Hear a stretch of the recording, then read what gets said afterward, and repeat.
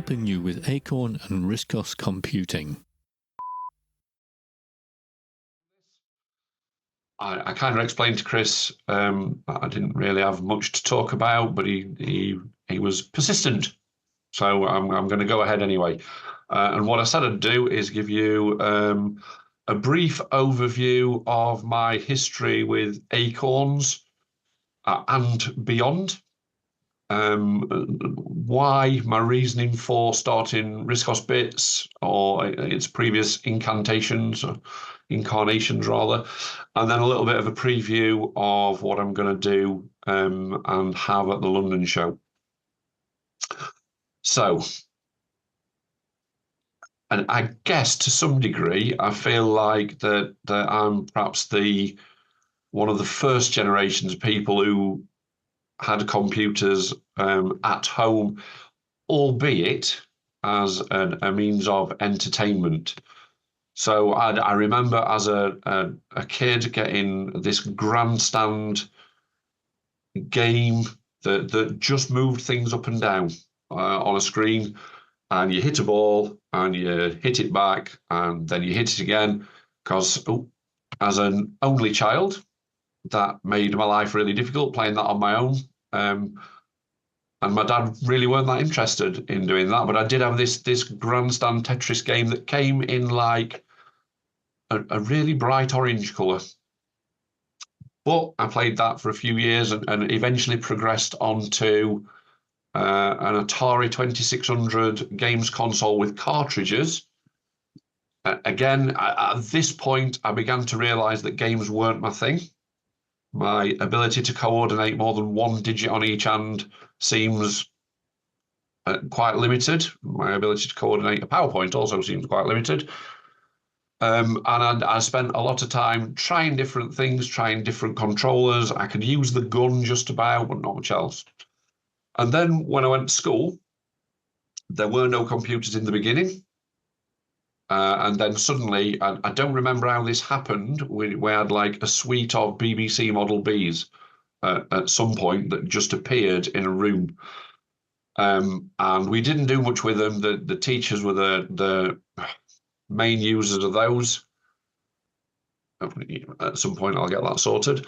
Were the main users of those. And then eventually, they kind of let us, a few of us, use them in our break times for things like, I definitely remember playing Centipede and Elite and things like that, and still realising that games really weren't my thing. But I kind of didn't progress beyond just recognising that games weren't my thing. So I bought an Acorn Electron. My parents bought me an Acorn Electron because that would help me with my schoolwork, wouldn't it? That was my argument that didn't kind of pan out, but they bought into that. The main problem with that was we had one telly, and the Acorn Electron plugged into the main telly, and my dad couldn't watch telly, and that we're never going to do. So I got little spots of allocated telly time where I could use it, which was the bit between me getting home from school and my dad getting home from work. But I'd got this Acorn Electron, and occasionally on Sunday mornings when my dad were playing Sunday League football or whatever, I'd have a go then. I am going to sort that out before it kills me. And all I remember from that is knowing about add-on things, but being stuck with the tape that came with it and never being able to get the one game to load, which I think was called Gomoku or something like that. I think I managed to get it to load once from the tape and realised that it was a game and I didn't really want to play that. So that was kind of the end of that. We persevered with BBCs at school, and I did an O-level in computer studies, which I successfully failed, mainly because they sent us to a college to use computers.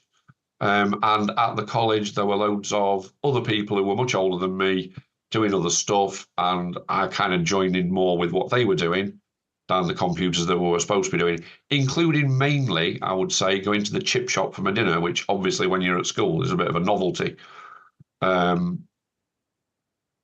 So that didn't do me any favours. I remember trying to program some things in BASIC and not really getting anywhere with that.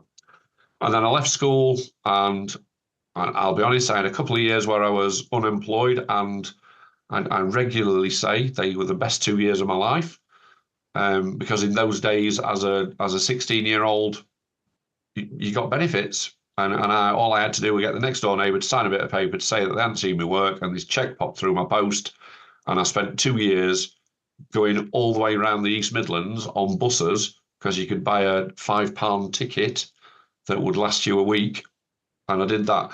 And then, in a bizarre twist, I got a job at the college that I used to attend to play with computers, and stone me if they didn't give me 2 computers to play with. It was a new department, a new science department, and they'd previously bought an Acorn A420 and an A3000. And I didn't know anything about them. And me and the students that were there tried to work out how these things worked, played for a while with different things. I remember that distinct moment when somebody pressed shift as they double clicked on something and it opened up inside the insides of it. And we all looked at it and thought, what does that do? Why would you want to do that? What's that about? And just spent ages messing about with them. And retrospectively, I have a huge regret there, because we had a couple of BBCs as well. It's going to annoy me, this. A couple of BBCs as well. And hundreds of the little blue and grey sensors that could have measured all kinds of stuff, and the software to go with it. And we spent all our time playing Lemmings and Twin World, and being, I just remember being incredibly disappointed when we got to the end of both of them, and you just got a screen, and then that was it, and you didn't really want to do it anymore. When I left college there to go to university, I'd already bought an Amiga 600 with the Workbench software, because I couldn't afford my own Acorn by any stretch of my imagination. And again, there's a bit of a theme here. I bought that because it came with some games. I still didn't really like games, but it came with some games, so I had to go with that. And for, in inverted commas, serious purposes, I managed to pick up a second-hand Amstrad PPC 512, which was basically a full-size keyboard with, I don't know, maybe a 6-inch 4:3 ratio green screen that I did all my university work on when I was at university, and that now feels like that must have been madness. But the one saving grace I had was that I was the only person in the class that actually typed any of my stuff, because as an entire faculty, we had something like 4 computers in the library, and they were all booked out to sports scientists who used those, and we never got near them. So whilst I managed to type mine in DOS and print it on a dot matrix printer, all the other people in my class were doing handwritten stuff. And I kept that computer for ages. I've still got the work from doing that, from that somewhere, with the program discs and everything. But I think about 5 years ago, I moved out and just thought, you know what, it's time to chuck this in a skip somewhere. And I probably shouldn't have done that, but I did. But that was probably at that point a really useful machine for me. After leaving university and like getting paid for doing work, and I managed to save up enough for an A3010, and my concession to that, and having spent about a week swapping floppy disks constantly, and getting really fed up with that, I bought a mini module with a 20 megabyte hard drive to go in there, and upgraded the RAM to 4 megabytes, which I think was the maximum that it could do. And that was my main computer, I would say, for the next 3 years, running through a colour portable telly that somebody had given me, that I remember at one point fell off the shelf, and landed on the plug, but luckily on the side of the computer. So I just, for a couple of years, the monitor had like 3 plug holes stuck in the side of it where it had landed straight on the plug. And then eventually, and I was convinced by the £99 for a strong arm card when we make them offer that Acorn did. I plumped for a RISC PC 600 with, I think, 4 megabytes of RAM or something like that, a relatively small hard drive, but this promise of this strong arm card for 99 quid. Something that I suspect cost me somewhere in the region of 1,400 quid at that point, because I plumped for the AKF60 as well, just to make sure it would be the best it could be. And I think I kind of might have gone for 2 megabytes of VRAM as well, just in case.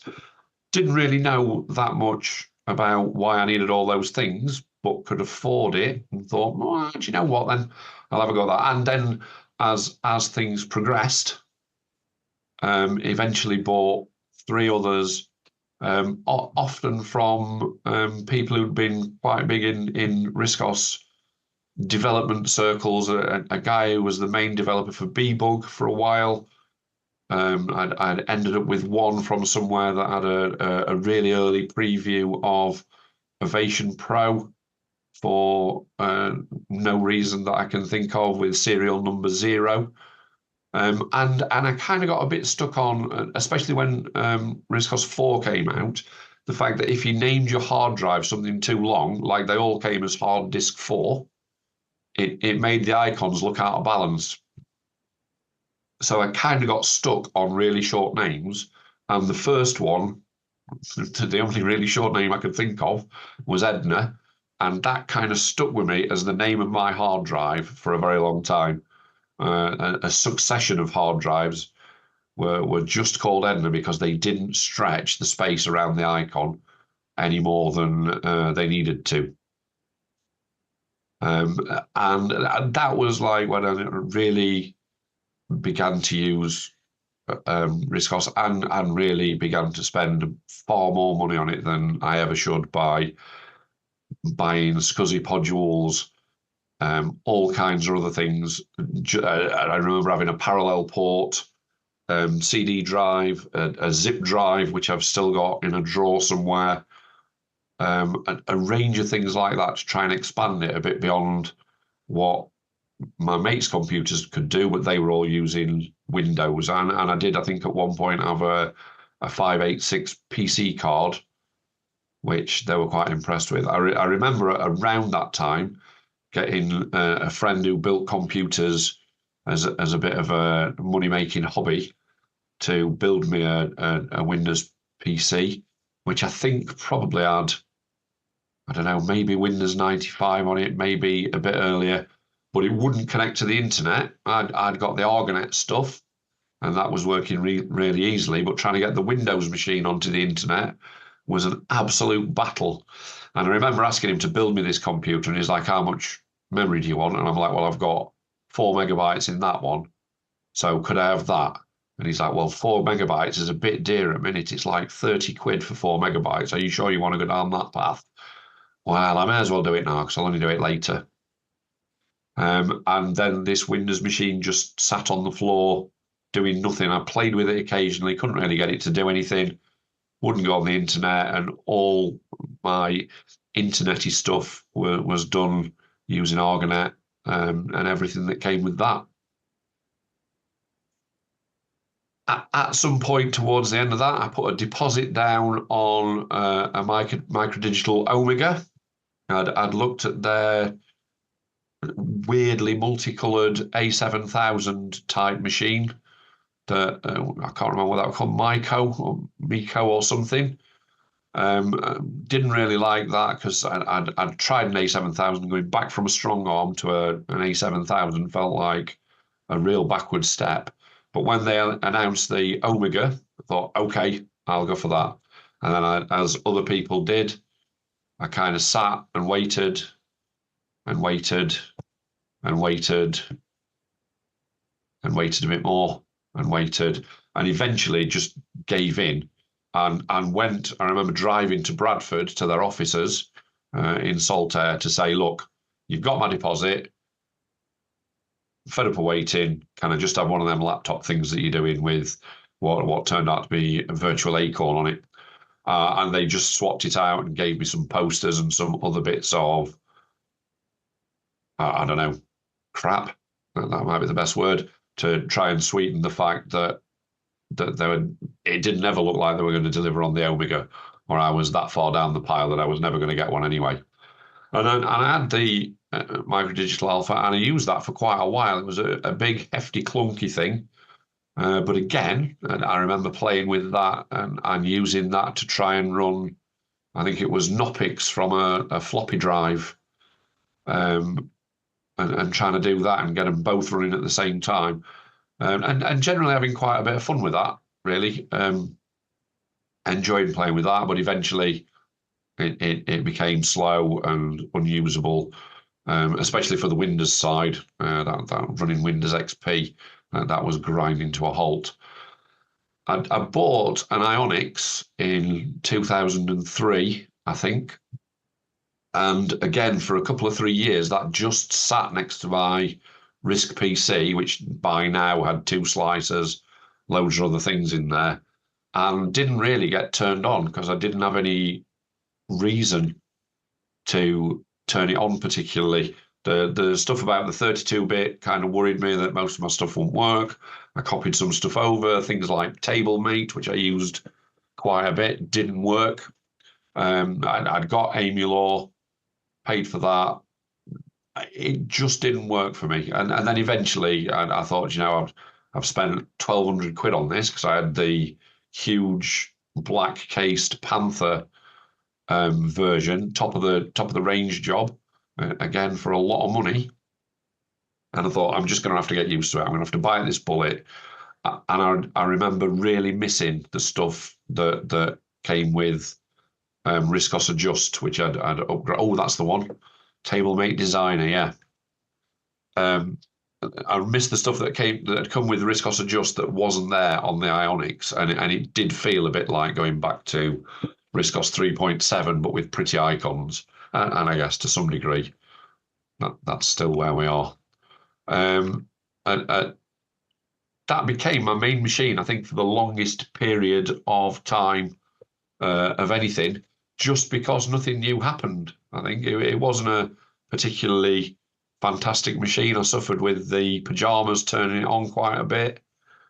I did try things like the PCI TV cards. I did get 2 screens running together at one point, but then gave up on that. But it was the mainstay for about 7 years because there was nothing else to come along. And then suddenly, from nowhere, I'd kind of drifted from the Acorn scene, I think, around that time. I'd stopped going to shows, stopped reading things, and then suddenly heard about the Beagle board and that people were running that. And I remember buying one of those from DigiKey or somewhere, and then trying to get RiscOS to run on that, and having some real struggles trying to do that, but did eventually get it up and running, and that became my main machine for a couple of years until the Panda board came along, and then a RiscOS user in Germany built me up a nice, I don't know, Panda board light kind of thing in a nice little case. Worked really well. And again, still running from an SD card. I didn't feel any need particularly to put hard drives in there.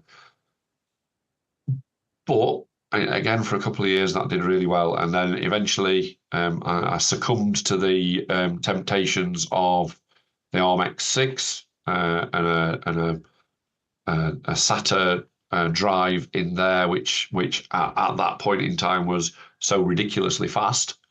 It felt unbelievable. And used that for a good while until eventually I bought a titanium because that offered little bits more of everything, really. And I still use that today for some things. Still got that around for testing things, or when other things go wrong, it allows me to recover that. But things I did with the titanium, I think, made it a bit unstable. And I know even now, if I've left it on for like a week or so, I'll go and look at it and I'll just have a grey screen with just an icon bar with no icons on it at all. And I'll have to reboot it and start again. But it's still been a fairly robust machine. It's things I've done to the boot structure that have ruined that, I think. And then as of last year, when we finally came up with the RiscOS Fast stuff, since then that's been my main machine, because it why would you not? I guess, but I would say that, wouldn't I? And along the way, I've had some other things. Somebody at work at one point gave me a BBC Master 128, and I remember being really disappointed with that. They'd said, you can have it. It's an Acorn thing. We've never used it. It's sat in a wardrobe.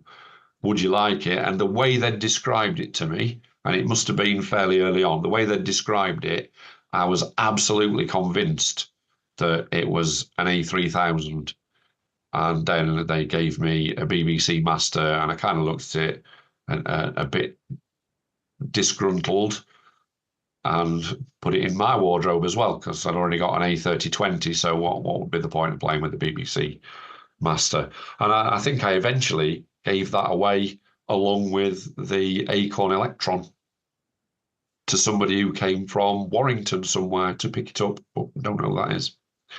I had an Acorn A4 at one point, which I bought from Norwich Computer Services, and they cajoled me into subscribing to Archive at the same time, which they explained to me wasn't like Acorn User, which I was obviously reading, or Archimedes World, that it was a bit more technical. And I bought it and thought, blimey, this really is technical, and subscribed for a few years, but he eventually gave that up. And I eventually swapped, I think, the Acorn A4 for a 10 gigabyte hard drive and an upgrade to RiscOS 4 for my RISC PC at a place in Doncaster. And I'm not sure who came off best out of that, but I don't think it were me. I remember having an A5000 for a bit and not really using it because it felt really sluggish in comparison to a RISC PC with a strong arm again. And somebody bought me virtual A5000 at one point, which was quite nice, but I promptly gave away that to somebody else who was extolling the virtues of Linux to me and had given me a copy of Mandrake, I think, and I was like, oh, try this. This is much nicer. And I think they played with it for 10 minutes and gave up. I had several copies of Virtual RISC PC, all of them probably on machines that I no longer own or are broken in a cupboard somewhere. And somebody recently, maybe 5 or 6 years ago, gave me an A3020, which again, for, I don't know, reasons I can't quite fathom, I was quite excited about until I turned it on and it did absolutely nothing. And there was a horrible grinding noise from the hard drive and it just got stuck, didn't boot to anything. And it went into the garage. And there the case remains, although I think somebody bought the motherboard from me at some point. And then the Raspberry Pi, I remember being on the website on the fateful first day and thinking, well, why has this crashed? This isn't going very well. Trying to buy it from RS, trying to buy it from all the other places that were supposedly selling them, but just coming across dead websites that wouldn't do anything. And eventually got one of the early ones, and now I've just got no hope of counting how many of those I've got stuck in drawers. Never mind anything else. Then every so often I'll stumble across one thinking, oh, look at that in a Pibo case or something like that. So that's kind of a very brief synopsis of things, all things Acorn, really. In terms of the RiscOSbits stuff, I have no idea why I did this, and I think it was because I saw somebody selling some new Acorn the Windows laptop Acorn branded hard drive cases on eBay and thought they look nice, I'll buy one of those, and then thought they look nice, I'll buy 10 of those. They look nice, I'll buy 10 of those and some hard drives, and I'll see if people want to buy them. And quite a few people did buy those, and then I put some software on, like emulators and stuff like that, and people seemed quite keen. So I did a couple of those. I did the really basic one with a relatively small parallel 2.5-inch drive, and one with an MSATA drive, which really took off. And at one of the first shows I ever went to as an exhibitor, managed to sell one of those to the brother of the guy who used to run IDOS. I didn't know who he was. Other people were telling me, that's the guy from IDOS. And I remember not having any way of taking card payments, and he wanted to make a card payment. And I said I couldn't. And off he tootled to somewhere near the Webbington Hotel to come back with the cash. He'd been gone like an hour, and I thought, well, that's that one gone then. He's not coming back with that. But then, yeah, he turned up with the cash because he really wanted one to take to Japan. So I don't know what happened there. And then one of the things that I'd always been surprised about was the lack of an emulator for the RISC PC that was usable on sort of more modern RiscOS. So I kind of decided for those people who were hanging on to their RISC PCs for dear life that I'd try and do it the other way around, and did the Pi pod, which slotted a Pi inside a RISC PC in a podule slot. And quite a few people were keen on that. And then I made that early fatal error of trying to name something in a slightly irreverent way, and discovered a case that could host a Pi and an SSD. And the only thing I could think to call it was clearly Pi SSD, but people just got that really raveled around the necks and thought it said something else. I have no idea what they were thinking about, but they just didn't see it as Pi SSD. And I do remember, and it's happened quite a lot, because at that time we were called Acorn and RISC OS Spares and Extras, which had an acronym that people also got a bit wrapped around the necks. And people thought it was like a mistake that I'd called it that, and accidentally it involved those letters that spelled out a different word. And it's like, no, really, that's not why it does that. And then I kind of got into developing cases for things. Even earlier on, I'd constantly had this issue with the Raspberry Pi, that some ports came out of one angle, some ports came out of another, and some came out of a third. And I just found that really annoying. Why could they not stick all the ports on one face? And I spent ages trying to come up with cases that would do that for me, and adapters to make that happen. And the original reasoning behind all of the cases at that point was I wanted everything coming out in one direction. That's since completely corrupted some of the stuff that I do. And now my thoughts are that the front of any computer is generally where all the ports are, which in reality, that's the back. And when I'm trying to describe things to people, I constantly refer to that as the front. Whereas people go, no, the cables should be around the back. But for me, that was the whole point of it all, is I needed all the ports on one side and not coming out at all kinds of angles. And one of the first things I did that with by buying some bizarre right-angled adapters that turned out to be about as common as rocking horse poo in the configuration that I'd use, was again, people misunderstood it, the Pi lock. It's quite clearly Pi lock. It's nothing else, just Pi lock. And that I managed to bring the HDMI port to the front, in a fairly easy way and allow the power port to come out to the front, and that really worked for me.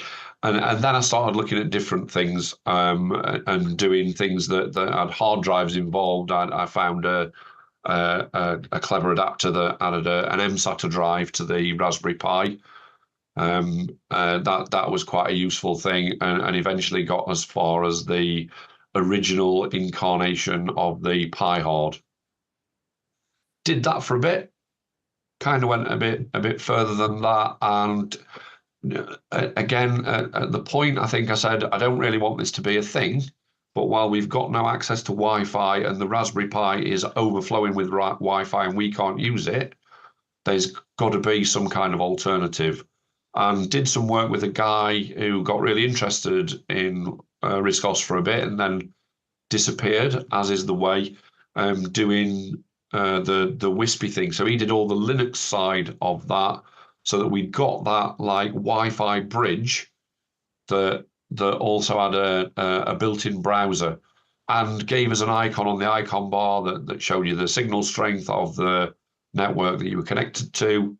And all those kind of things, and that worked really well until, because it was based on one of the original Orange Pi Zeros, it worked really well for the first couple of batches, because the Orange Pi Zeros were really good for the first couple of batches.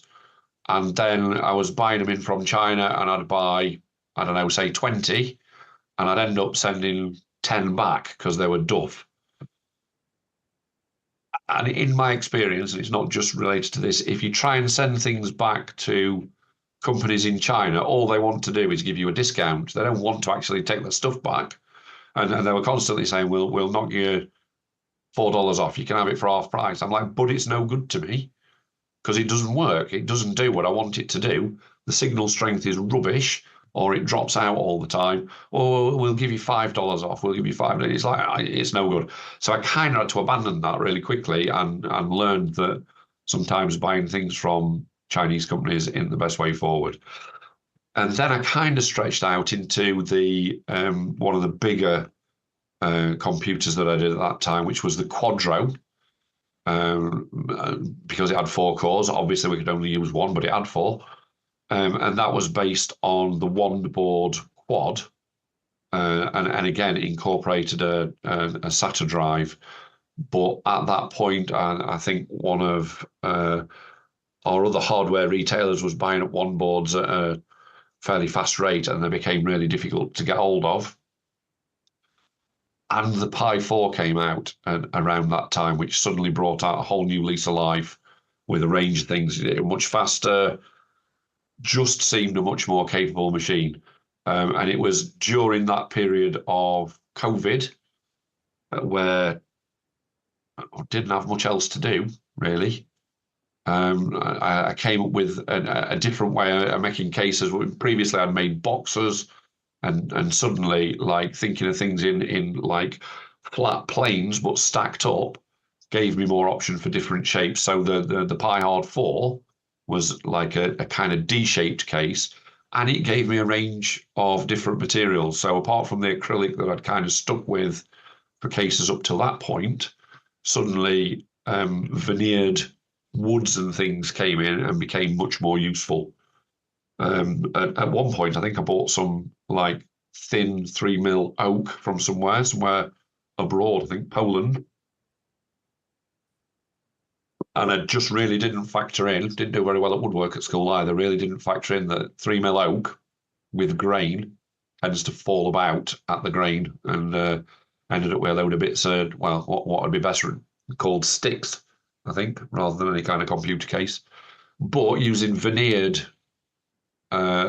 boards instead, that became a much more useful thing. And again, the COVID thing gave me an opportunity to just faff about with things and see what I could come up with. And I think at that point I came up with a ridiculous amount of cases, of which I only ever made one of most of them, because it was just something to keep me going during COVID when we weren't allowed out, and I'd done my hours worth of exercise and I were a bit bored.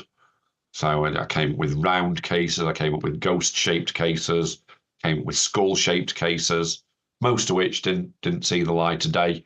I have still somewhere got the skull-shaped one, which I made in some weird sort of glow-in-the-dark acrylic, which is a little bit bizarre. And occasionally it's in the back of my room somewhere, and I can see like this faint yellow glow from that.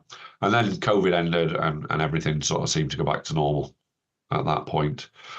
Towards the tail end of the COVID stuff, though, I'd seen the Fortress case, and I kind of liked that, and I thought that's really nice. I'd bought the version that they did previously for the Pi 3 on Kickstarter, and it had arrived in the post, and it had sat in a box, and I'd left it on the side, never really thought about it.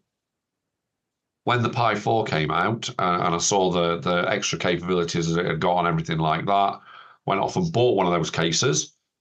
Let's see if it works. It does. What do you mean they've done a hard drive add-on? Let's try that one. Does that work? It does. And then speaking to somebody, just like in passing, somebody who I knew at that point knew quite a bit about Python. I just said, look, I've got this computer. It's got like a power button. It's got lots of flashing lights and stuff. It does really clever stuff. And you can power it completely down, but all the scripts are in Python. And I failed my GCSEs or my O-level in computer studies. Is there any way you can translate this into something that'll work? And he looked at it for a bit and he went, no.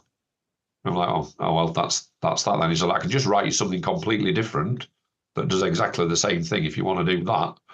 So started working with that. We got the power stuff working, and for anybody who's got one, he very excitedly told me that on the shutdown he'd managed to get the screen to disappear into a dot, like it used to do on BBC Two late at night. And he said, I really perhaps didn't want to tell you this, but I spent longer doing that than I did programming the rest of the software. Did the rest of it really easily. That one bit took me days and days, but I wanted it to disappear into that dot. And that was like, and still is, a fairly decent machine for all those things. And then I looked at the Pi Harder and the Pyro Noir, which started bringing things out in two planes again. So on both of those machines, most of the ports are around the back or the front, depending on whether you're me or not. But it still has the two extra ports coming out the front. And so that was a nice marrying of what I'd originally wanted, where it was everything coming out on one side, to something new where a lot of the ports could be at the back of the desk and out of the way. Whereas the two USB ports that you really needed and the power on and off button, more importantly, were on the front where you could play with those.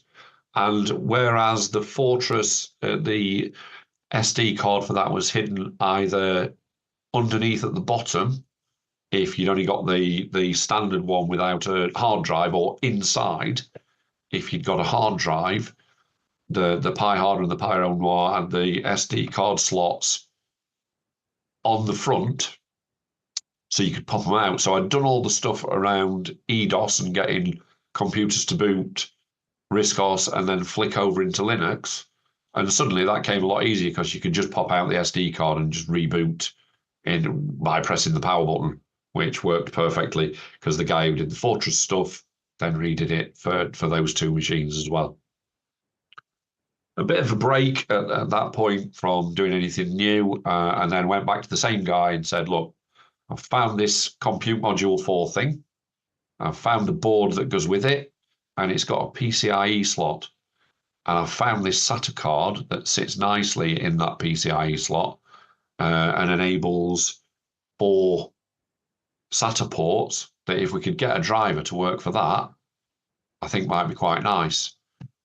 And he, yeah, all right, send me some stuff. Let's see what we can do. And he literally bashed about with it for a bit and then sent me a screenshot of ADFS4 running on a Raspberry Pi. And I'm like, how have you done that? He's like, I think I've got it to work.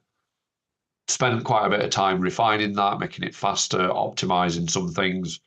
And then last year, I think, 2023, we'd got fast available to buy at the Southwest show.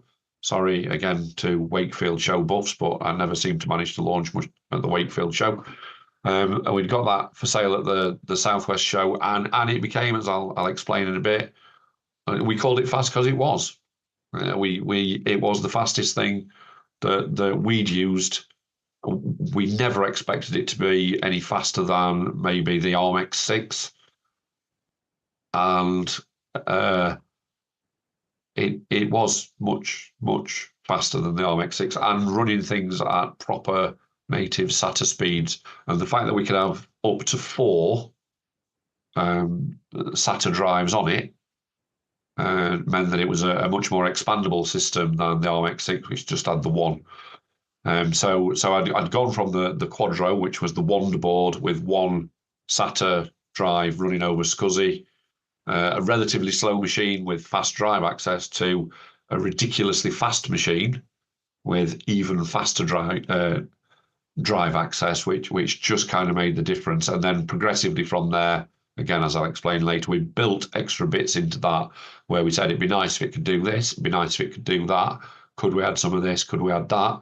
And kind of went through a range of things with that.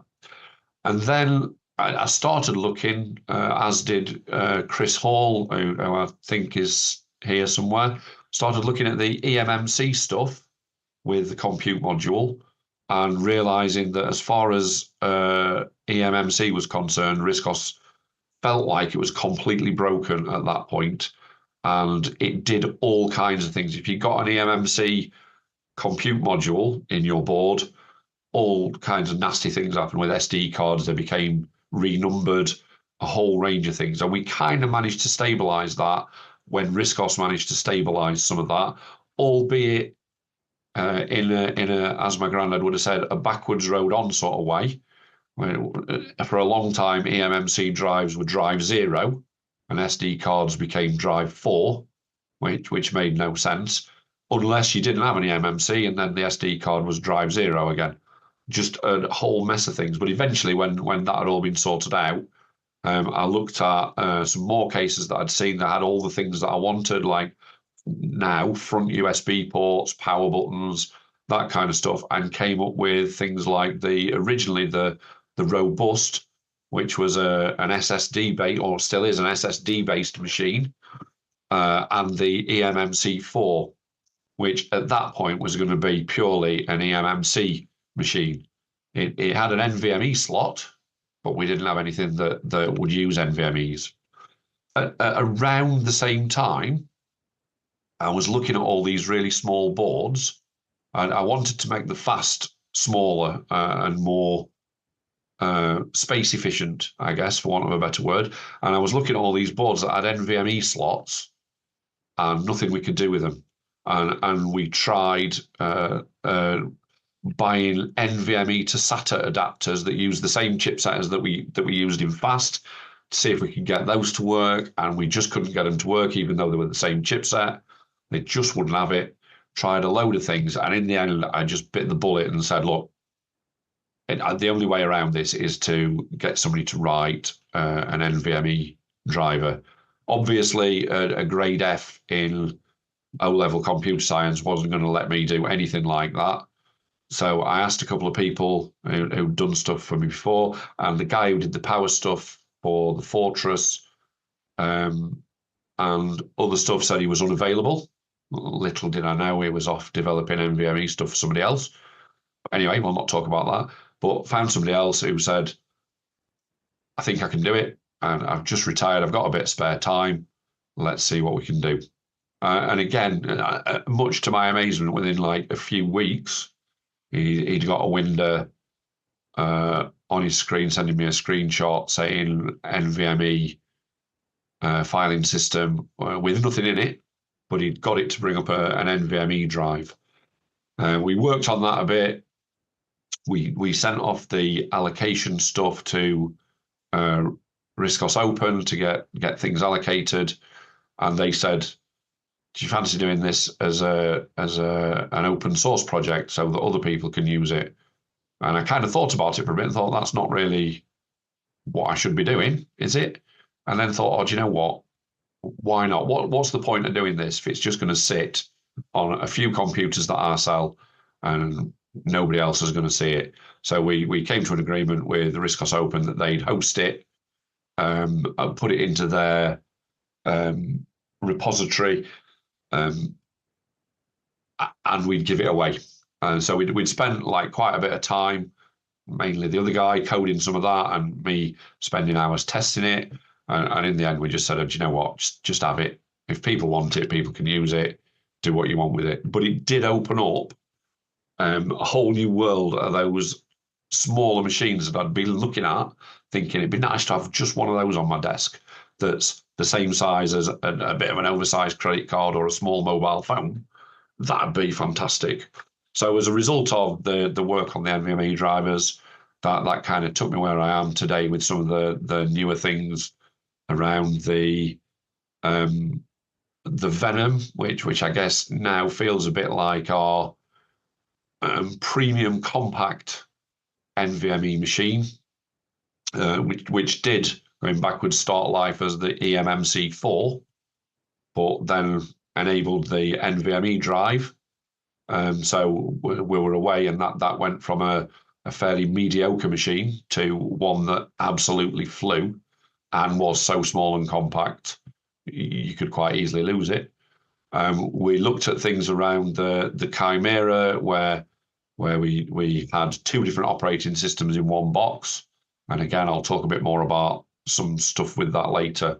And then some other things at different size footprints. So like the NVMe, which is a small square, but really garish looking thing, a bit of a throwback to stuff we used to do before. And then the Pyro Cube, which we'd done earlier, which was just an eMMC system, had this tiny little NVMe slot in the bottom that was of no use to pure RiscOS, quite useful for Linux, but not for RiscOS. And suddenly that burst into life, and we'd got that option to use NVMe on there as well.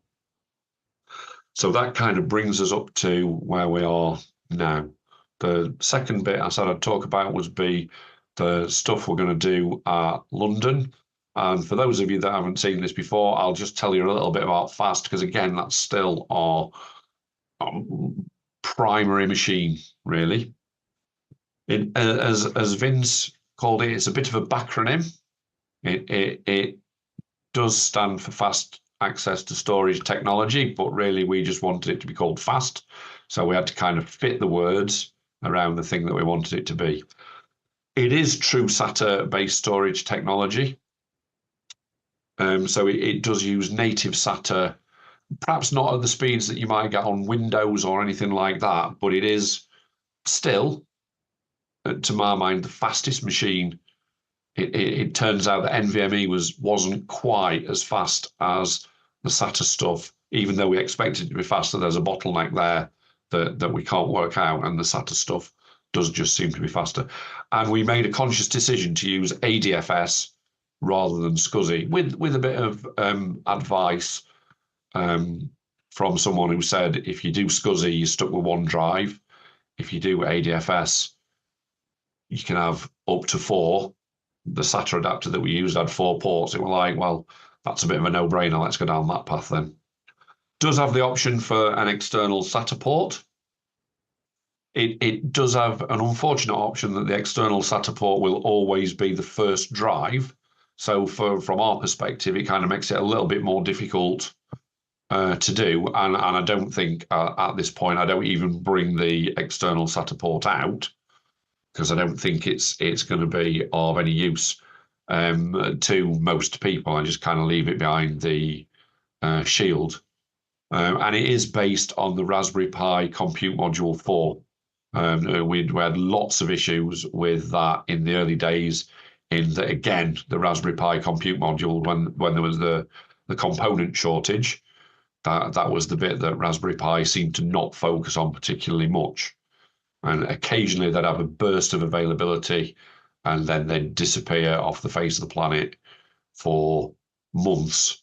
And so at an unfortunate time when we launched FAST, getting hold of those was quite difficult. So we had to buy batches when they appeared, and then hope we'd still have some left later until the next batch appeared.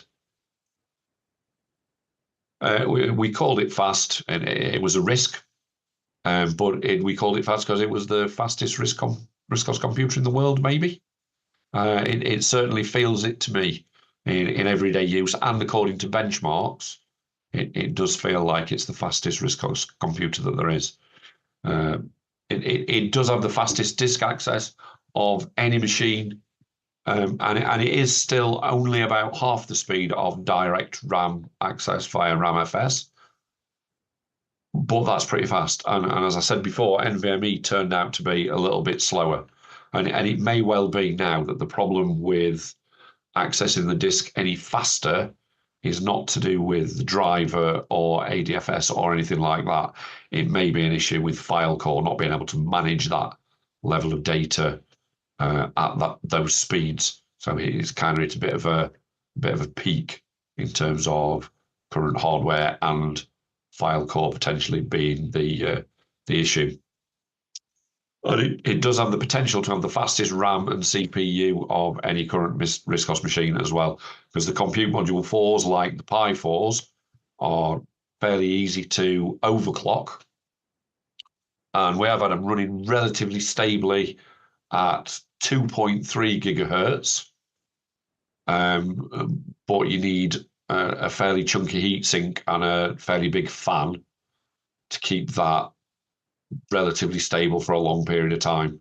So we tend to row back on that, ship things at 2 gigahertz, 2.15 sometimes, but let people choose and let people work out for themselves where they feel comfortable clocking that too. It does give you that option to do that, depending on what it is you're doing, and doing some testing for some mapping software. You'll be able to work out what that is for RiscOS this week. The difference by overclocking the CPU just by a fraction makes quite a difference to converting maps to see what happens there. The one thing that really confuses me that I can't work out is the CPU, even though we're only using the one core, seems to get much warmer under RiscOS than it does under Linux. And I can't quite see where that is, but it does, again, necessitate those chunky heat sinks, not the little flimsy things that you used to get for the Raspberry Pi, but like big lumps of metal stuck on top of the compute module that are the same size as the compute module and quite a bit thicker. So some real world examples of how fast that's going. It compiles a ROM for a Raspberry Pi in around 3 minutes and 20 seconds to a disk. So to the standard SATA disk on there, or about 2 minutes, 46 seconds direct to RAM. The nearest comparison to that is a Titanium around 5.5 minutes. And other machines are quite a bit slower. And I do wonder how people used to go on when they were compiling ROMs, like on a Beagle board and things that must have gone dog slow, and you must have gone away and come back tomorrow to see what that were doing. As one of the early tests, we gave a preview copy to Matthew from the RiscOSM stable, and he said it was twice as fast at converting maps as the more expensive IMX-based systems that were around at that point, to the point where he just kind of didn't ever send it us back.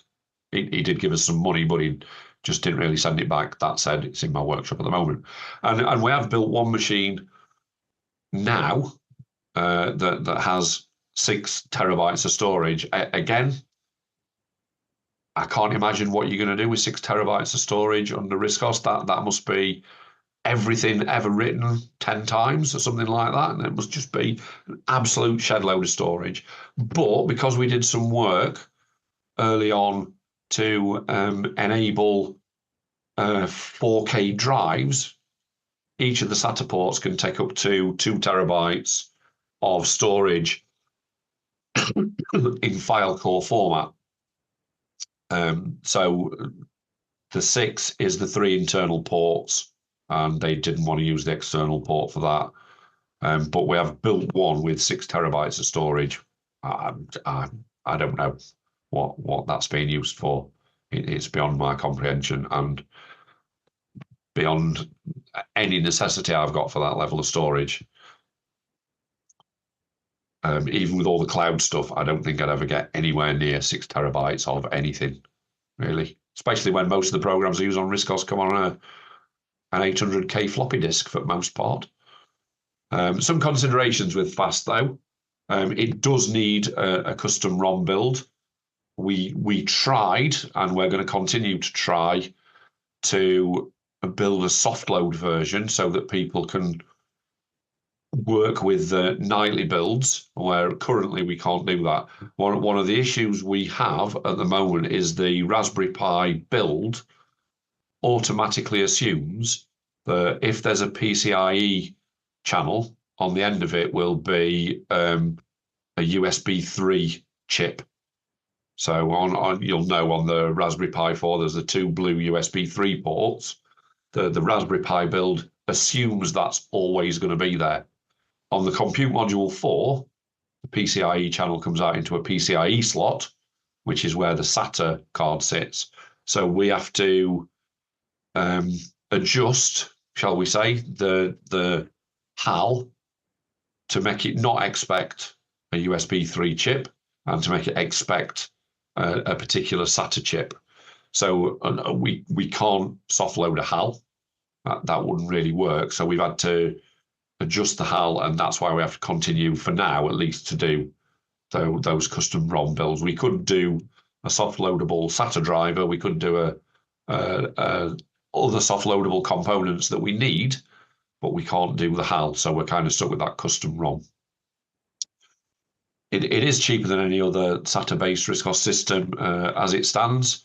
It does have that potential for dual screens. Again, the Titanium has that, and my Titanium, when I had one, was set up with dual screens, albeit on one extra wide screen, which made for a really nice 3440 by 1440 resolution.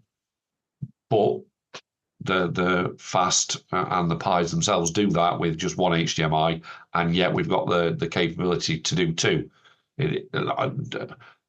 I'm just hoping at some point the Geminus stuff will take off again and look at all those systems that have 2 video ports and give us better options for that.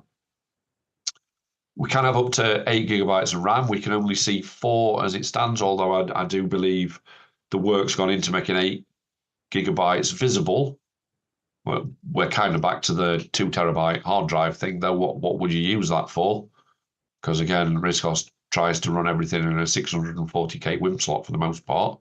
So having that much RAM is nice for Linux. It's not that much use for us. But should people want that, the capability is there. And we did really early on, when we first looked at the compute module, we did toy with the idea of going off and designing an ITX board just for this.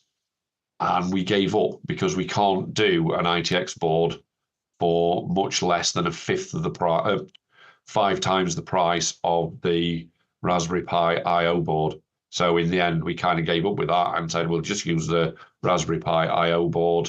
We'll use the compute module with that. And then we've got just the standard wireless chip that we can use should anybody ever write a wireless driver, which obviously both of them have. It gives us that option to use that. So while we dabbled with it for a bit and gave up when we'd got it down to around the 150 to 200 pound mark, because the I/O board is a fifth of the price and we couldn't really compete, and for the sake of making some sort of adapter to get it to fit in an ITX case, it just seemed like folly pursuing something perhaps unique to RiscOS that would cost so much more. Some recent developments in terms of fast is, as I've said before, we've enabled big disks up to 2 terabytes in file core format. There's a kind of an issue with that at the moment, is that the formatter isn't H-form.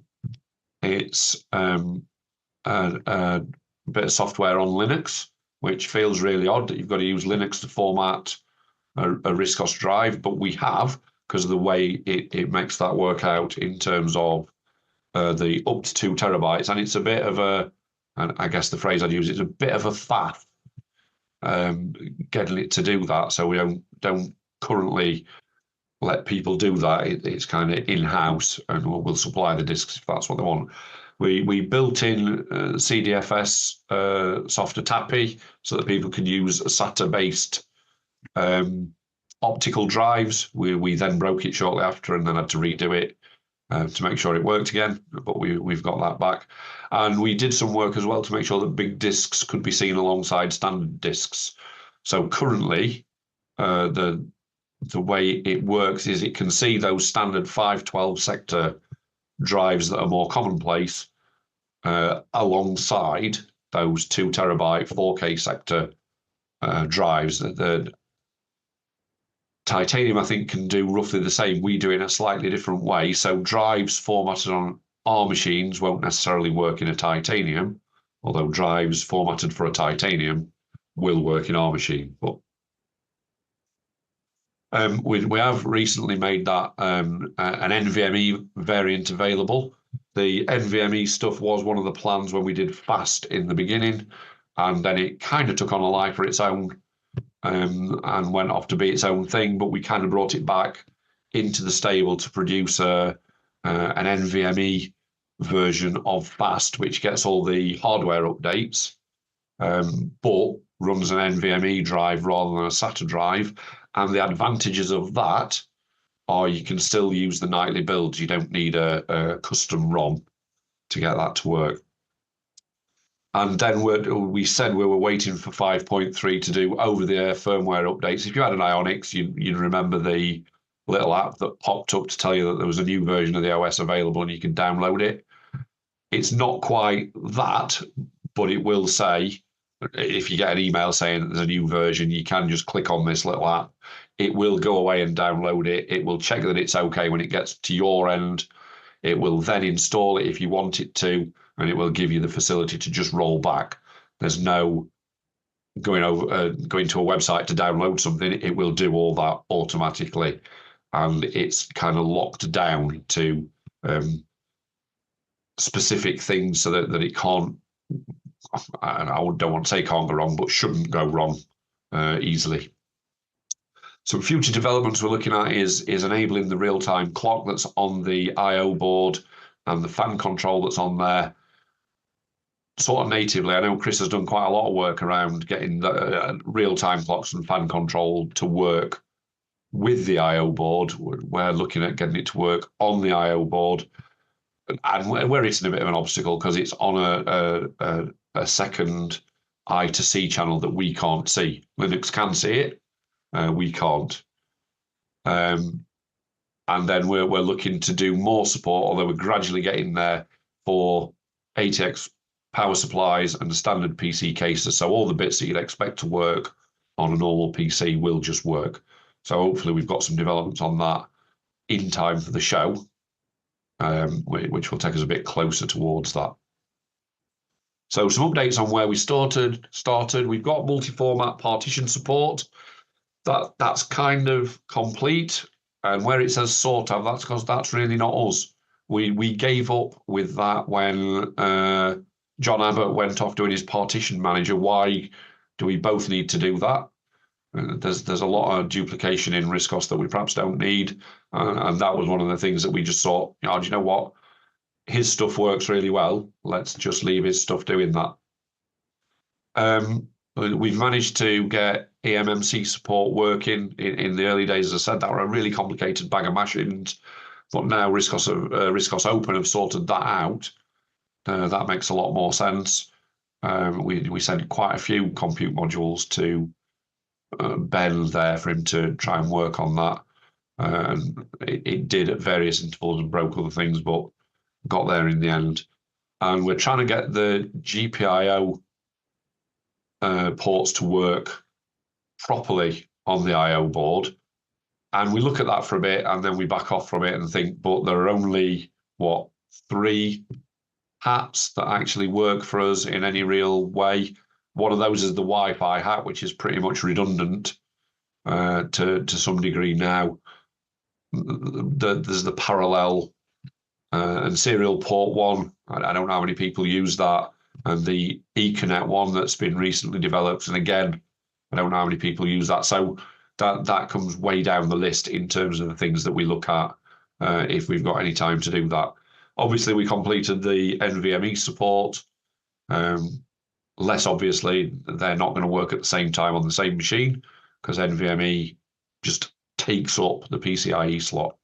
We've tried different NVMe switches to try and get those to work, and everything just falls over. So we're quite happy to say we've just got one NVMe drive, and that's your lot. So we're not going to incorporate that into an SSD-based system because it makes no sense. As I said, the onboard real-time clock support, and there's a bit of a brick wall there, and we're moving closer towards better power control and better PC case support. And then the over-the-air upgrade stuff, I just need to faff about with that to get that out into the open, really. It's just the time to do it in the run up to a show is quite difficult. And then obviously we've got 2 options for Wi-Fi support, both of which work on fast machines, assuming they have a Wi-Fi chip on the compute module. Not all compute modules have Wi-Fi chips. And because we weren't particularly working towards Wi-Fi when we started with any real urgency, we being the entire RiscOS community, we didn't really worry about whether we ship things with Wi-Fi chips. So if you bought a fast machine, you might have a Wi-Fi chip, you might not. It might work, or it might just not work because the chip isn't there. So at the London show, we'll be selling some fast machines. We bring a few along to just pick up and take away. So the lightest machine, for want of a better word, is the Fire, which has 2 GB of RAM and a 256 GB SSD with a lifetime's arrangement for upgrades to the software. And we're still sticking to our 4 new ROMs per year target. So you should get 4 new ROMs. The last one was the 5.30. We're hoping to have a new release for London with some I'll just say flash additions to it. That should do. And we're likely to be selling those at $329 at the show. We've got the core, which is just the SATA adapter and the software and access to the lifetime updates. If you've already got a compute module, I/O board, and a compute module, and you want to run RiscOS on it, then that's the way to go. 99 quid gets you all the stuff that you need to take it that, well, it gets you those bits. You've still got to buy your own hard drive. It gets you that far. And then we'll have some NVMe systems, which are a bit higher spec because we don't have to spend as much on the other bits. So you get 4 GB of RAM with that, 32 GB of eMMC storage rather than an SD card, and 256 GB of NVMe, which to take away for $279, really. Okay, so the latest compact systems that we'll be taking to the show as well. Some of these you will have seen before. This one we've talked about a lot, and we never managed to hold on to any stock. We buy them, they leave. And this one is the Venom for anybody that doesn't read archive. The reason it's called Venom is we couldn't find any other words that had NV, M, and E in it. So we kind of went for that one. It's no more poisonous than any other. It's just got NV, M, and E in it. Again, this one is quite a fast machine. It's got 4 GB of RAM, 32 GB of eMMC, and it comes with that overclocked CPU along with the NVMe drive. It's the standard array of ports that you'd expect. It could do with more USB ports. It has 2 at the back and 1 at the front, but for a lot of people, hiding a hub around the back if they need one is okay. If you've got a dongle that powers your keyboard and your mouse, you can probably get away with just the 3. The usual gigabit Ethernet, but it's also got, and this is one of the things that we can't offer on the compute module on the fast system, is it's got 3.5mm audio out, like out of the box, as it were. It is quite a small compact. It's only 120mm by 90mm, so it doesn't take up very much of your desk space at all. And it does, with partitioning, have an opportunity to also include Linux within that system. The next one is the electric blue coloured NVMe. You can see where I've gone there. Again, it's quite a fast machine, but we've reduced the RAM on that, so it's only got 2 GB of RAM. You can upgrade it if you want. It's a compute module. You take the old one out, you put the new one in. 32 GB of eMMC. Wherever possible, it has to be said, we're trying to reduce our use of SD cards for the more robust eMMC stuff. There are some areas where that doesn't make sense because it's cheaper to do with the SD card. I'll tell you about that later. But wherever we can and wherever it makes sense to do it, we're going to drop SD cards and go over to eMMC because it's faster and it's more robust. It has 1 HDMI port on this one, but it has 4 USB ports, so it's got that extra advantage. And it does have a USB-C port that will do power, but not necessarily data. That NVMe drive again, so it's really quite quick in terms of what it does. And it does have a stackable case, a bit like the RISC PC. You can stack those cases on top of each other. It doesn't look like it there, but you kind of take bits off, a bit like the RISC PC had a base layer, then a slice, then a slice. This kind of has the base layer, then a slice, then a joiner, then a slice, then a joiner, then a slice. I've got no plans to put a pizza oven in it or any kind of kitchen sink because it's really not that big. It is like 12 centimeters square. And it does have quite a lot of ports on the inside of the case, and quite a lot of flashy lights that could be really useful to somebody who didn't get an F in their O-level computer science, computer studies stuff. So if people do want to play around with those, there's Grove ports inside and LEDs that can be controlled, which currently under RiscOS just say this is what your GPIO is doing, on or off. The Robust, which you'll note looks very similar to the Venom, which is basically because it's in the same chassis, and it is pretty much the same machine, except it's got USB 3 ports, which are useless to us, and it's got an SSD rather than an NVMe. So the SSD runs over USB, so it's quite a bit slower than the NVMe. But if you're wanting to run Linux easily, it's dead easy to put Linux on the SSD, run RiscOS from the eMMC, and share the SSD between both systems. And that's a fairly straightforward process to do that, which is why we kind of continue with that, because quite a few people want the best of both worlds.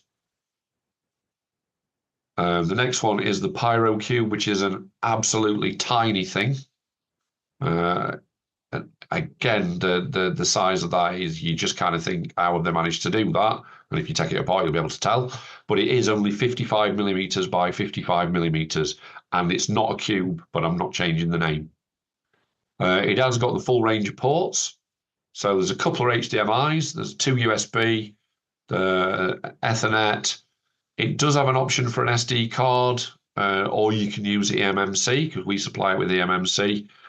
And as you may know, or you may not, with the compute module, if you use the eMMC, the SD card is automatically disabled.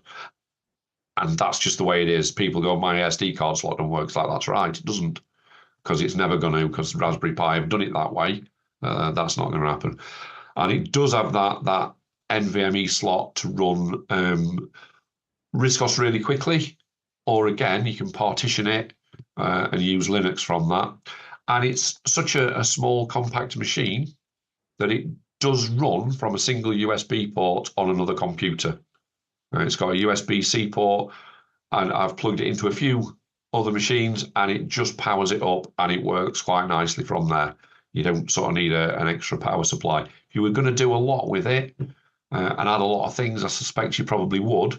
But if you're just using it as it is with a mouse and a keyboard, you can just run it from a USB port on another system, and it will be fine. And we supply that with 2 gigabytes of RAM, 32 gigabytes of eMMC, and a 128 gigabyte NVMe drive.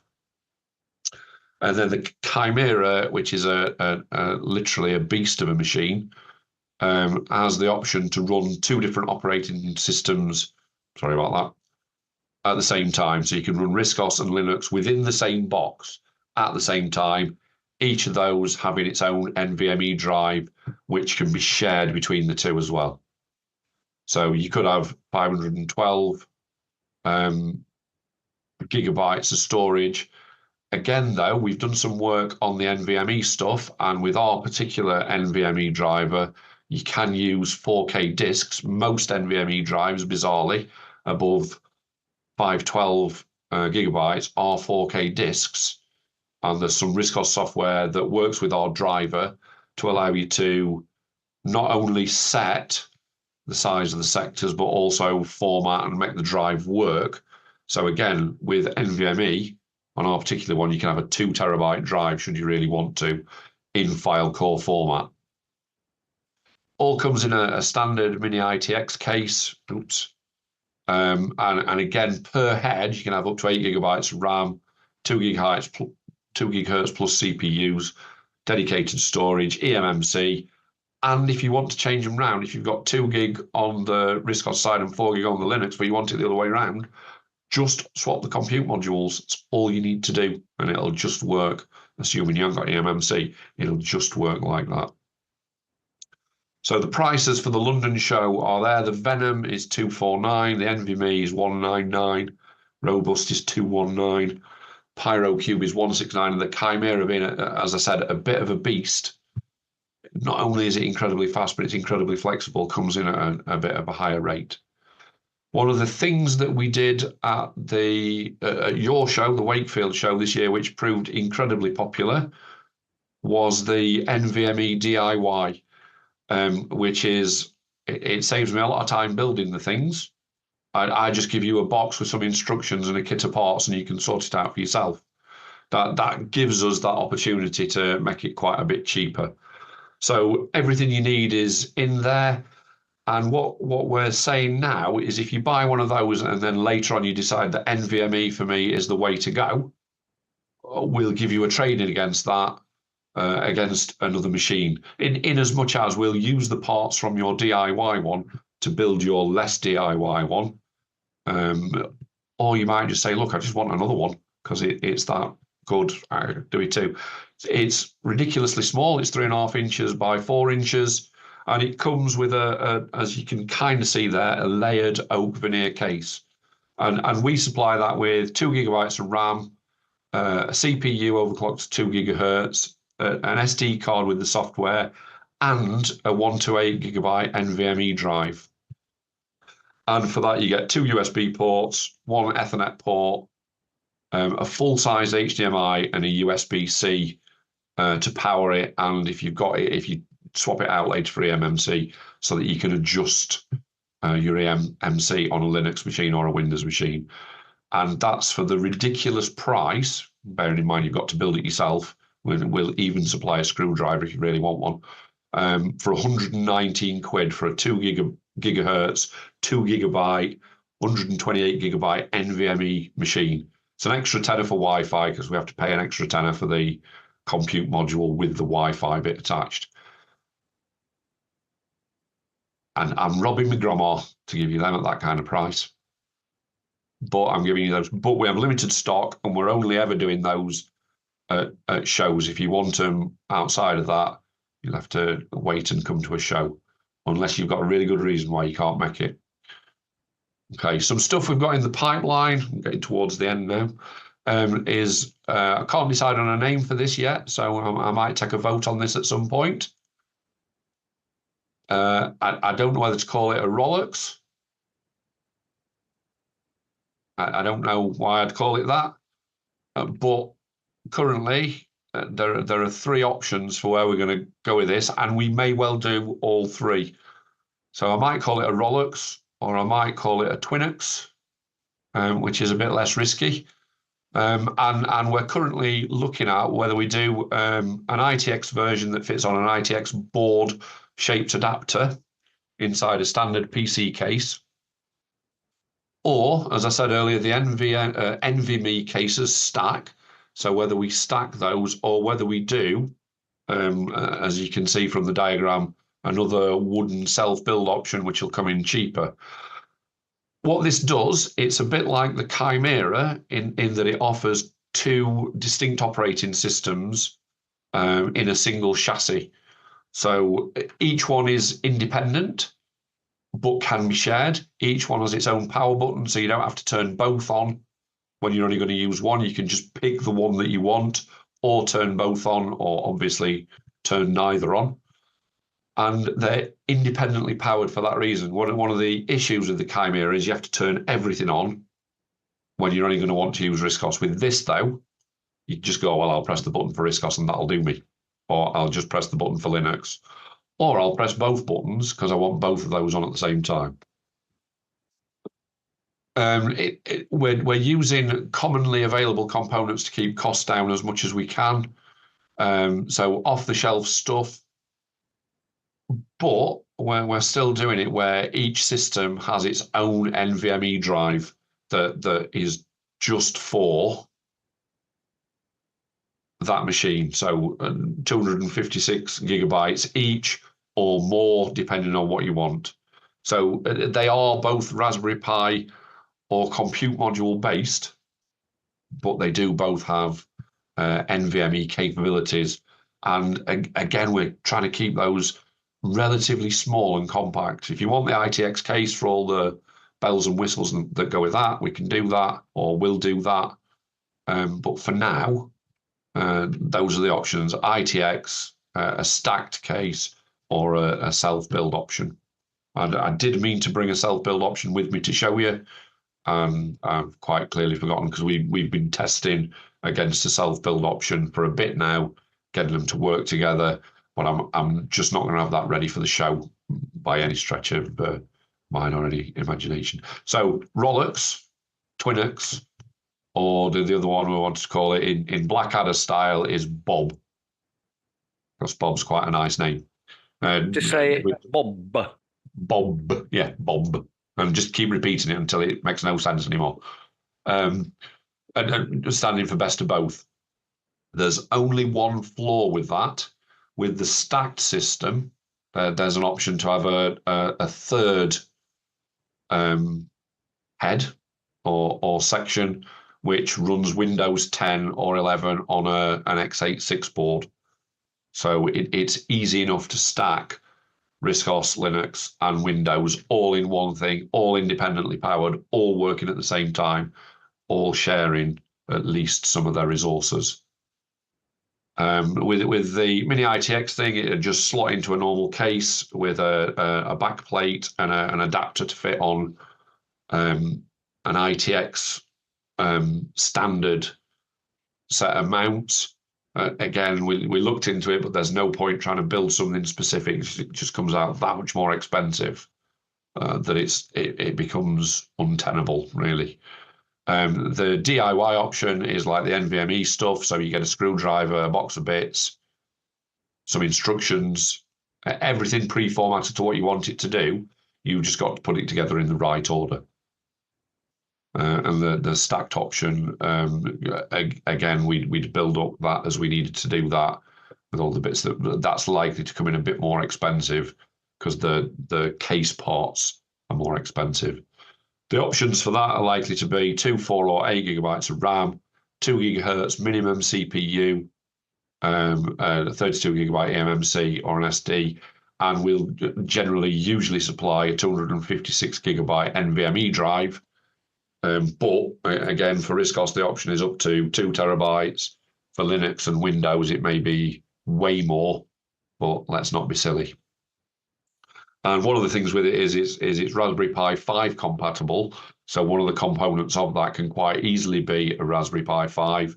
So you get that extra speed from the processor and storage capabilities that you get with the Raspberry Pi 5 over the Raspberry Pi 4. That's obviously for the Linux side and not, probably never, for the RISCOS side. And that's me done. Anybody got any questions?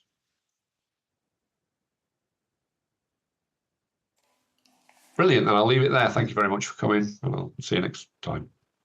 Not so fast, Fu Manchu. I'm sure they just have to think for a while.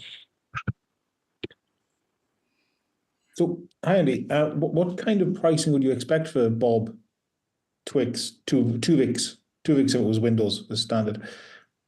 I'm not sure as yet. The DIY version will obviously be quite a bit cheaper, and I think we can keep that down to probably somewhere around the 300 mark.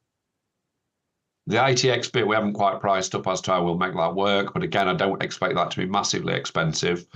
The stackable one is depending on which options you pick up on, that's likely to be more expensive because the case parts and the boards that fit quite nicely in there are a bit more expensive than the others. But again, I can't see that being more than, I'll take a wild stab at it, I can't see that being more than 400 quid for a RISCOS and Linux system that does everything you want it to do. Cool, thank you. What's your advice about real-time clock as things stand at the moment? On the compute module I/O board? On any of the compute module I/O boards, the Pi Foundation or the WaveShare or the DeskPi? Just don't bother. I think go and see Chris, because Chris has done loads more work around this than we have.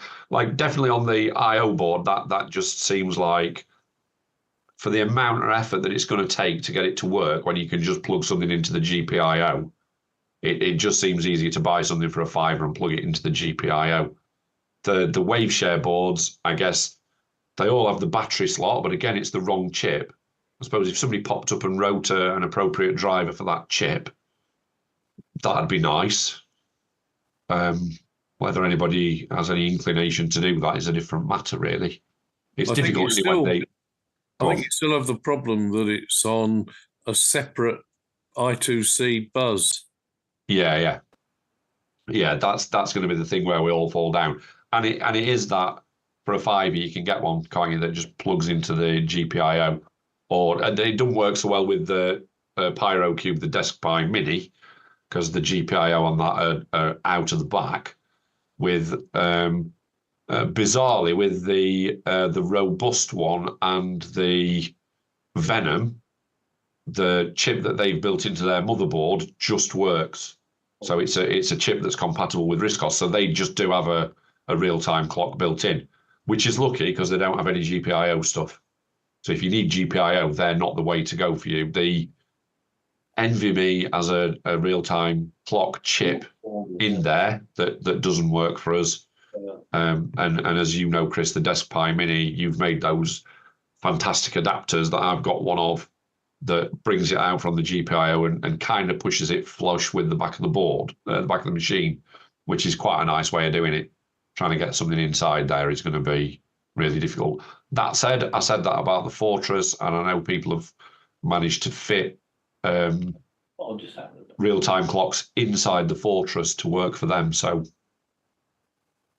what do I need? So spend a fiver is roughly where I'm at, but for most part, we are expending a bucket load of effort on something that you might never get to work. Thanks for that.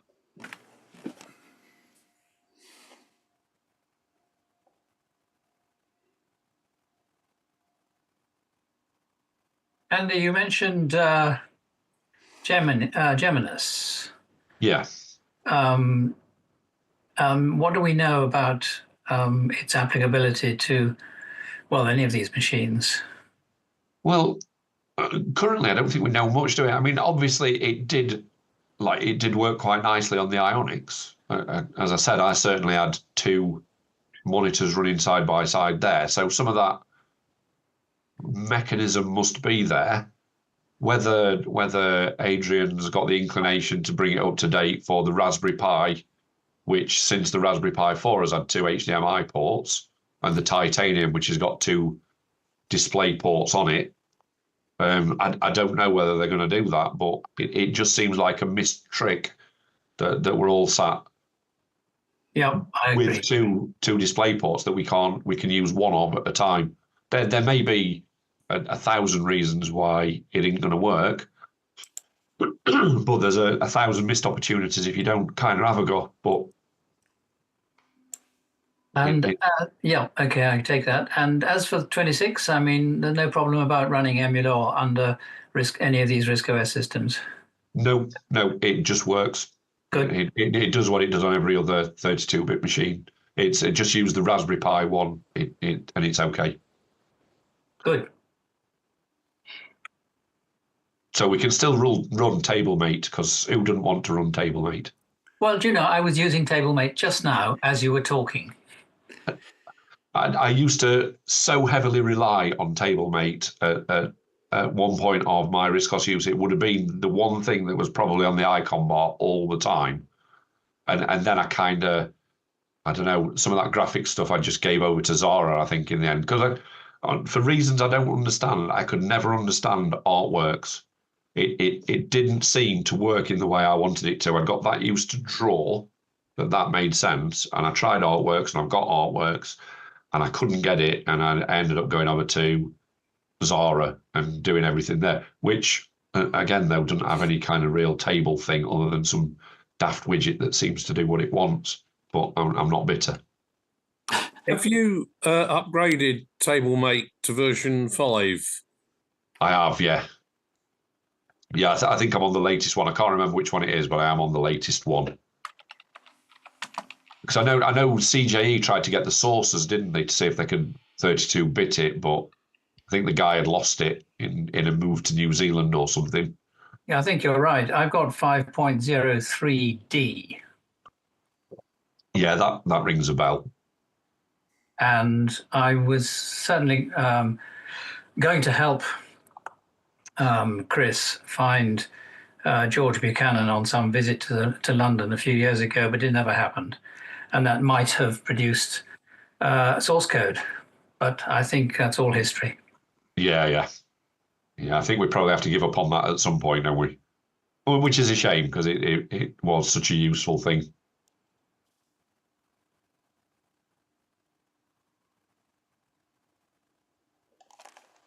Oh, interesting. I didn't know that.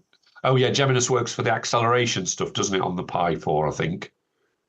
It's the dual screen bit that I'm really interested in. But that's because I did download the free version and then didn't really use it, and then it timed out.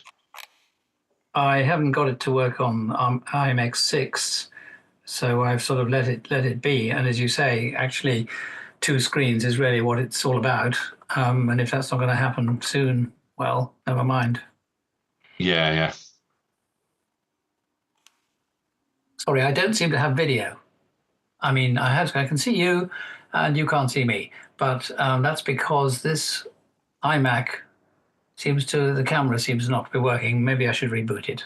Anyway, We've got a photo of you that's, I hope. That's probably about 20 years old, actually. You look a bit older than 20. No. It is 20 years ago. Not.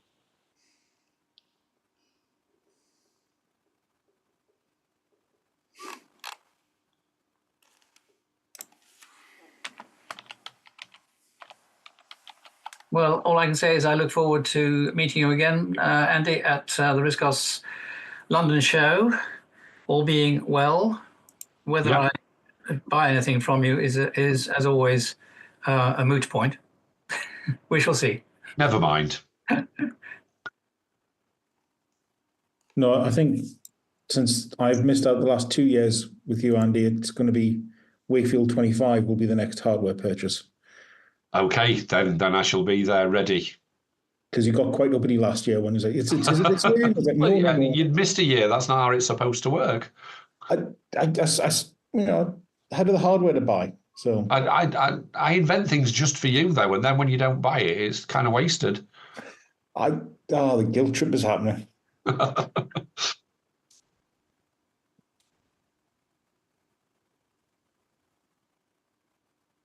I don't like it, sir. It's too quiet out there.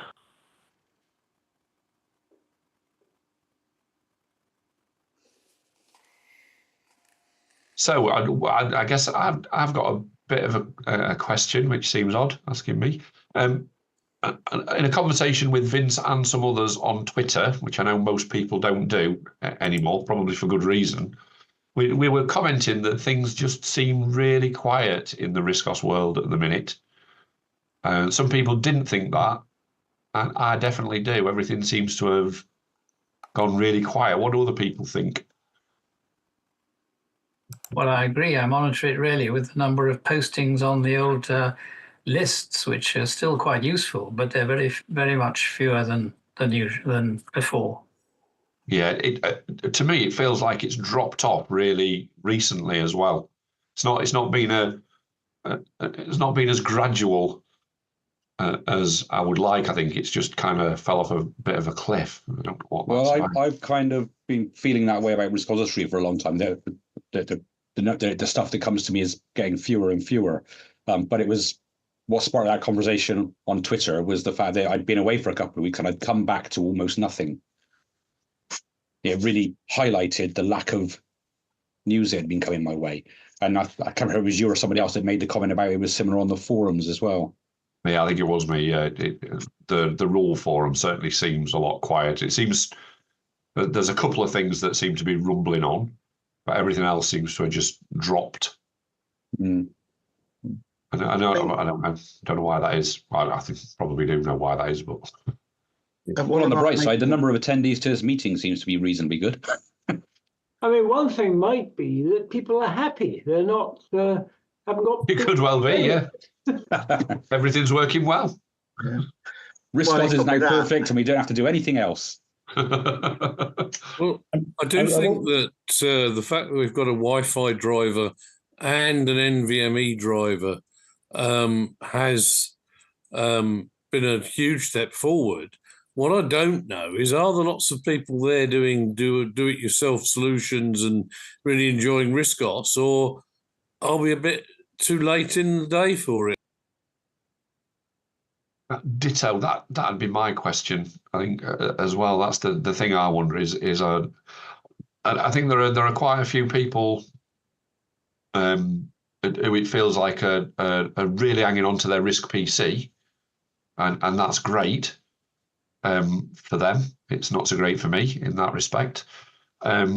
It kind of, but that's kind of hampering stuff sometimes, I think, as well. But and I do think it doesn't help, but it just feels to me that, like, I suppose given the NVMe driver and the Wi-Fi driver, I thought there'd have been more chat about that, and that might have brought new people in. I just think we were perhaps too late with the Wi-Fi driver, and everybody that came and looked when the Raspberry Pi came out came and looked and went and thought, well, that you can't even do Wi-Fi, and there isn't a browser at that point in time, and all that kind of stuff. And I think they looked at it, went away, and they're not coming back. And we missed that opportunity by taking 12 years to write a Wi-Fi driver. Yeah, I think Andy, the other thing is, obviously, Raspberry Pi 5's out, RiscOS doesn't run on it, so that's going to have a knock-on effect, new users. But from a mod point of view, we had a rather busy year last year. We did an online show, we did the Christmas show, and it got to the stage where I think we just all run out of energy. So we've taken a bit of hiatus from a mod point of view. And again, you know, I think things like Zoom does impact on getting that you know, community together face to face. So that might upset a little bit cohesion, a little bit of enthusiasm as well. Yeah. One of the things I'm going to say was that I've seen somebody at one of our meetings worked out there's only been like 13 updates to shareware public domain software in the last year. And the other thing is that I think one of the problems even we're seeing it at the shows, not just Wakefield, but Southwest and I think London as well, is especially since COVID, the demographic of our users is basically aging, I think, the polite term for it. We're not getting enough young people in. And it has an impact on the market. It does. It does. I guess it's back to that Wi-Fi thing. It's been a hard sell, saying, "Come and look at this." It's like, how do I get onto internet then? Yeah. Oh, well. I mean, I will say from my perspective, coming in like from say 4 years ago or 3 years ago to the shows, I did a recent RiscOS gaming roundup for Fusion magazine a couple of months ago, issue 59, which was kind of half a repeat of what I put in archive. So it's kind of, you don't want to advertise too much to the RiscOS community that Fusion's there because they've already read it. I have heard some good feedback from the Fusion side, but it's kind of like, it's more like a, oh, cool, we didn't know that actually existed still. And then they go, right, but I'm going to play on my PlayStation now. So it's visibility, but it's more of a case of it's here, but it doesn't get much traction. Yeah, it's almost like we're all talking to ourselves, isn't it? You know, you need to get that publicity. And a few years ago, when we linked up with, I forget the guy's name now, at King Edward VI School up over in Stratford. Was it Stratford? Yes. Or Kenilworth, sorry, or somewhere around there. Yeah, that, you know, we tried to get a younger audience there to get some traction, and it worked quite well because they had people from Cambridge University there, you know, with all their robots and stuff like that. But we got a fair share of interest of people coming onto the RiscOS stand, probably because we were, you know, we had a prize of a Raspberry Pi and RiscOS and stuff like that. But that sort of worked for a couple of years, and it's almost, how do you get that message out to the wider audience? You know, in-person meetings are one thing, but that's a little hold out. Zoom, again, we tend to talk to ourselves, so it's how we get out that message to a wider audience and try and attract people. And I think you're right, Andy. It lost opportunity. You know, it would have been great to have a Wi-Fi driver 4 or 5 years ago, and you know, and hopefully, you know, things are going. You know, it's great. We've got NVMe, we've got Wi-Fi. There's a little bit of thing around, you know, with email, authos on, you know, progressing. You can't even download via Outlook now, a Messenger or any RiscOS system. Though you've got ways around it as always, but you know, I think hopefully there's a way forward on that coming, and I think that all adds to, you know, stopping the barriers. But the ultimate bit is around about publicity. How do you get it out to a wider audience to get people, you know, sort of more involved? And the rule forums were great. You know, 1 or 2 little spats now and again, but generally been fairly good. But even that seems to have dropped off a little bit. I'm going to say one of the things I've noticed, or it's been generally noticed, that some people still don't think RiscOS machines, or the newer machines, if you like, RISC PCs or Ionics or ARMX6s or whatever, are Acorn machines, because they're not from Acorn, so they're not real RiscOS machines. And I've had this argument with quite a few people in the past who will not accept that we moved on and we're still developing stuff. They think that's it. RISC PC was the last. That's it. Nothing else exists after that. And that sector of the market seemed to be, if you go to see some of the Stardot stuff, they're doing all sorts of stuff. And we had them someone at a Wakefield show, and they were doing quite amazing things with some of the older kit.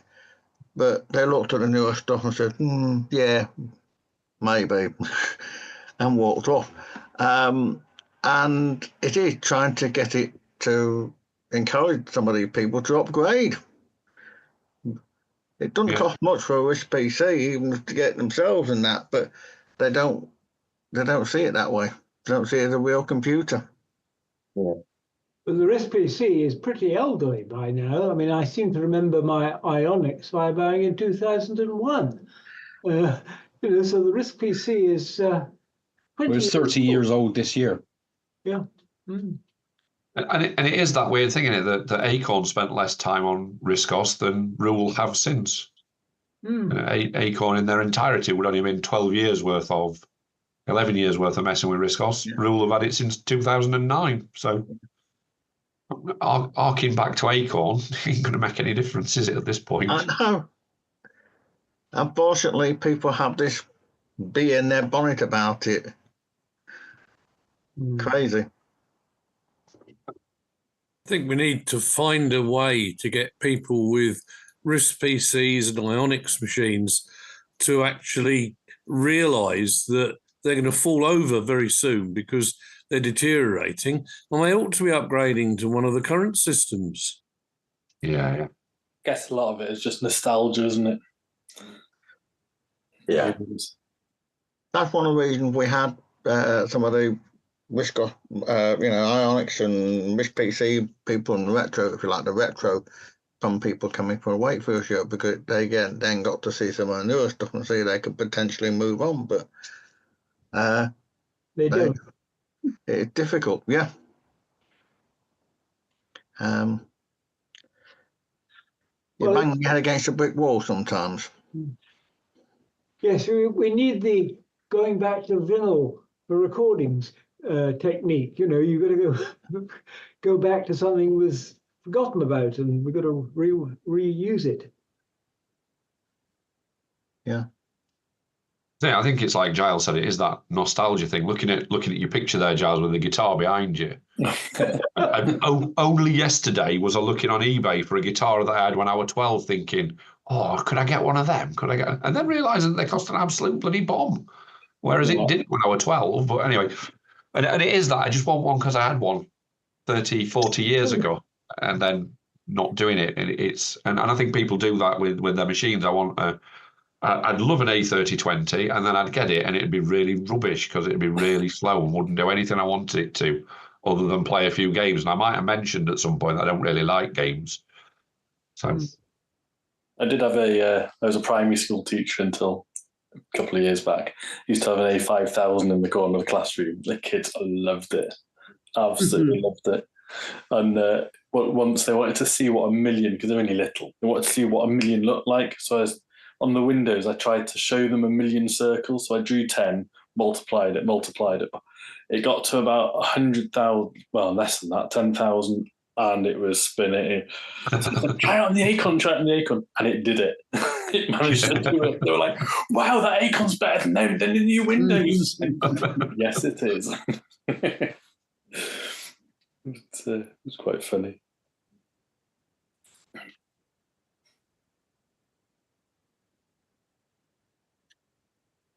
I once went to one of those retro things. It was at Blackpool, and we took our, computer with us from the Wakefield Club. And I walked into this room where we were supposed to be just sat there, and it was full of old stuff. And it was a huge room, nothing like what we hold the shows in. It was big. It's I've forgotten what the hell they call it in Blackpool, one of the hotels there. And they had the modern stuff as well, but they were going brilliant with the old stuff, running on a huge screen, and each playing one another. But the funny thing was they didn't, not that interested in the Acorn stuff. I suppose really we were in the back room, out of the way, we're in a corridor. But yes, it surprised me that they're still going strong. And they had the Xbox there as well, a whole load of Xboxes in a circle, each playing one another. More like on, on the internet. But yes, it was good. I suppose really that's the sort of thing. Get them all together.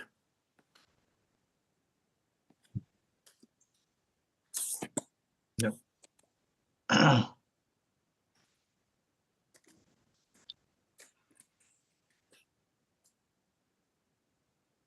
Oh, well, in that case, taking the subject back to something you said earlier, Andy, you mentioned that one of the reasons you chose the word Venom as a name for one of the computers is the only word you could think of we'd had the letters NVMe in. Here's a few more for you. Okay. Maven.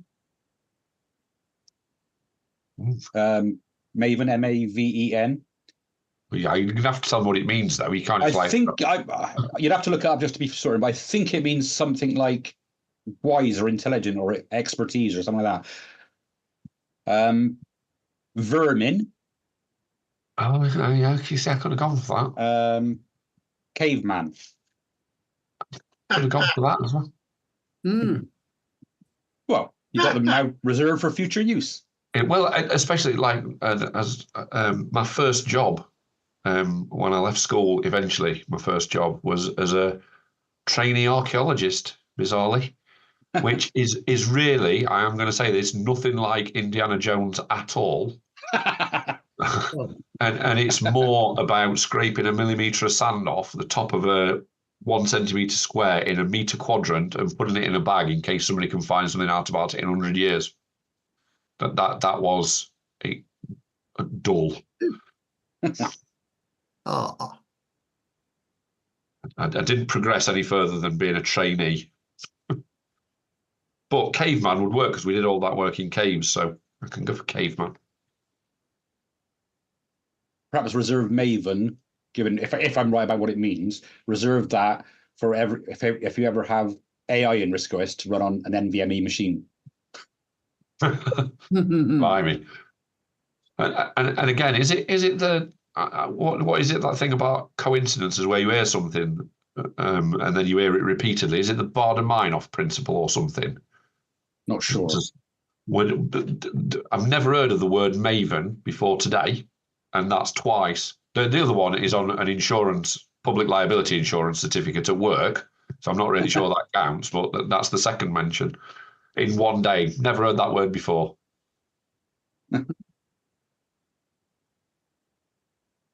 It's the in word. It is for today in my next computer. Although of the three, personally, I like Vermin. Yeah, I wish I thought of that. I'm not sure I didn't get to that. On the other hand, the Venom was a very nice RAF fighter at one point in its career. The RAF flew Venoms. Yeah. It was a very nice aeroplane for its time. Twin boom plane. If I look in my aircraft recognition book, I'll find it. Well, I do remember a Dilbert cartoon where he was going to be in charge of a new project, and they said all the good acronyms have gone, and the only one left is phlegm. What was his reaction to that? It was typical. Yes. Yes. See, when I started doing this and I came up with the Acorn and RISC OS spares and extras acronym for it, somebody said that you ought to call it second-hand Acorn gear, but I daren't. That's Chris Evans's job anyway. Yeah, I gave up on that really quickly. I couldn't compete. just remember I loved the Dilbert cartoons. When I was working at the University of Sheffield, it was the only thing that kept me sane. I'd get into work every morning, get me a cup of coffee and have a look at today's Dilbert cartoon. Yes, well, yes, he knew life. Yes. Well, I think I'm going.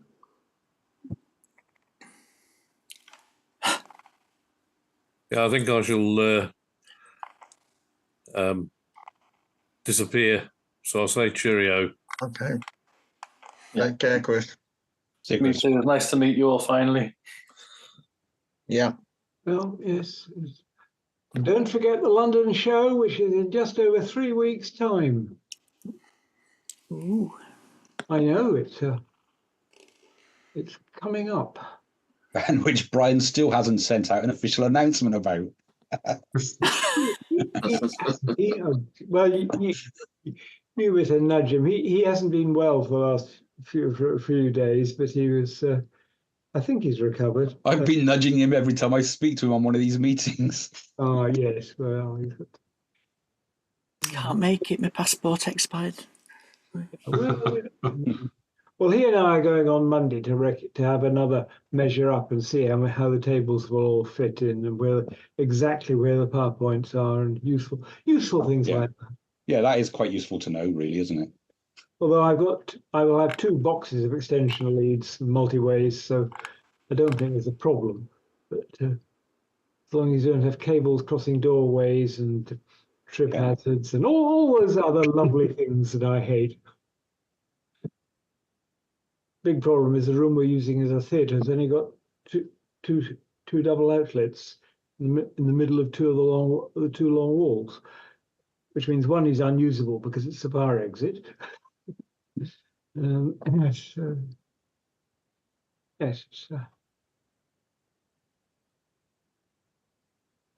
And much more important, it's the way in from the car park for everyone unloading.